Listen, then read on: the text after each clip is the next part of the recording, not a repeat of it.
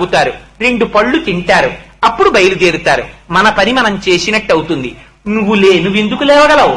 ఎక్కడో సముద్రంలో ఉన్న పర్వతం పైకి లేవడం ఏమిటి అని అనుమానం వస్తుందేమోనని సగరుడు చెప్తున్నాడు.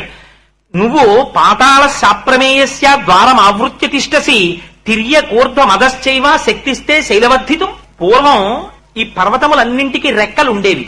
రెక్కలున్నాయి కదా అని పర్వతాలు ఎగురుతూ వెళ్లి తమకి కావలసిన చోట దిగేవి. ఓ పర్వతం వచ్చి కాకినాడ మీద దిగిందనుకోండి, ఎంత పరమ ప్రమాదకరమైనటువంటి పని జరుగుతుంది. అందుకని మహర్షులు, జనులు అందరూ గోల పెట్టి ఏడ్చారు. ఆనాడు ఇంద్రుడు ఏం చేశాడుంటే, వీళ్ళకి రెక్కలుంటే ఎగురుతున్నారని తన వజ్రాయుధం బట్టి అన్ని పర్వతాలకి రెక్కలు కోసేశాడు. మైనాక పర్వతానికి కూడా రెక్కలున్నాయి, కానీ వజ్రాయుధం వచ్చి తన రెక్కలు కోసేస్తుందేమోనని భయపడి పైకి లేవలేకపోయింది. ఎంతటి వాడైనా నేనింతటి వాణ్ణి, నేనింత గొప్పవాణ్ణి అంటాడు. నిజంగా తనకి కష్టం వచ్చిందనుకోండి, తన శక్తి తాను మరిచిపోయి అయ్యో అయ్యో అని ఏడుస్తూ కూర్చుంటాడు. అప్పుడు ఇంకొకడు వచ్చి సాయం చెయ్యాలి. అందుకని ఇలా గుండెలు బాదుకుని నా అంతటి వాణ్ణి నేను అనకు. పరమాత్మ ఎప్పుడో అప్పుడు పరీక్ష పెడతారు. అందుకని ఇంతమైనాకుడు రెక్కలున్నా ఎగరలేకపోయాడు. అప్పుడు వాయుదేవుడు వచ్చి నిన్ను తీసుకెళ్లి నేను దాస్తానని ఎత్తి తీసుకెళ్లి సముద్రంలో పారేశాడు. కనపడకుండా సముద్రంలో పడ్డాడు. పడ్డం ఎక్కడ పడ్డాడు? రాక్షసులు పాతాళ లోకంలోంచి చీకటి పడ్డాక భూలోకంలోకి వచ్చేవారు. సముద్ర మార్గంలోంచి పాతాళంలోంచి దారిలోంచి వాళ్ళు. ఈయన వెళ్లి ఆ పాతాళ ద్వారానికి అడ్డంగా పడ్డాడు. చూశాడు ఇంద్రుడు. పోని పడిందేదో బానే పడ్డాడు, నువ్వు అలా ఉండరా అని నేనంటే వాడు ఉండడు. ఇప్పుడు పడ్డాడు కనుక పైకొస్తే నేను రెక్కలు కోసేస్తానని అలాగే కూర్చుంటాడు. వాడు అలా కూర్చుంటే కిందనున్న రాక్షసులు పైకి రారు.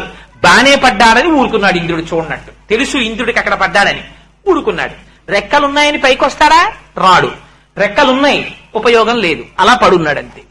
అందుకని ఈయనన్నాడు, ఇవాళ రెక్కలు ఉండి కూడా నువ్వు దాచుకున్నావా, అంతకన్నా పెద్ద ప్రమాదం వస్తుంది అని నోటితో అనకుండా కర్తవ్యమకృతం కార్యం సతామన్యముదీరయే మహానుభావుడు ఎడుతున్నాడు పైన. అలాంటప్పుడు నీ రెక్కలు దాచుకోకు, లే పైకి లేచి ఆతిథ్యమి.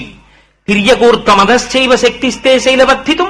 నీకు పైకి లేవగలవు, అడ్డంగాను పెరగలవు, నీకు ఆ శక్తి ఉంది. అందుకని ఒక్కసారి పైకి లేచి ఆయనకు ఆతిథ్యం ఇమ్మన్నారు. అనేటప్పటికీ ఆ పర్వత శిఖరములు పైకొచ్చాయిట. ఎలా వచ్చాయిట? ఆ వచ్చినటువంటి శిఖరములు గొప్పతనం ఏమిటంటే అన్ని బంగారు శిఖరములతో పైకొచ్చాయి. సుందరకాండలో ఎంత గొప్ప మాట అన్నారంటే, దర్శయామాస శృంగాణి సాగరేడి నియోజిత అని ఆ బంగారు శిఖరముల యొక్క పసుపు రంగు ఆకాశం మీద పడి ఆకాశం అంతా పసుపు రంగు అయిపోయింది. అంత నీలిమి బంగారు శిఖరాలు పైకొచ్చాయి. పైకొస్తే